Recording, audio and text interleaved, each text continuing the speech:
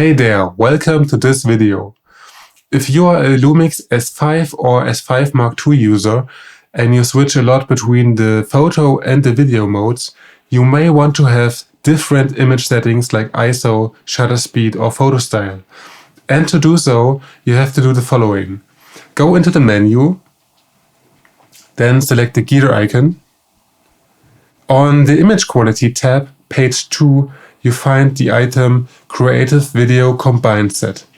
And if you are in there, you can set everything to the camera icon.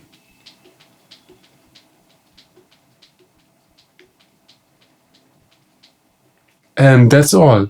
So now, when you're in the photo mode, you can see there's the standard picture profile. And now I go into the video mode.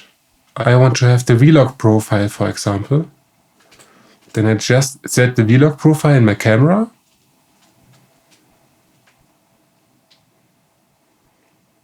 And if I now go back into the photo mode, then it will be on the standard profile.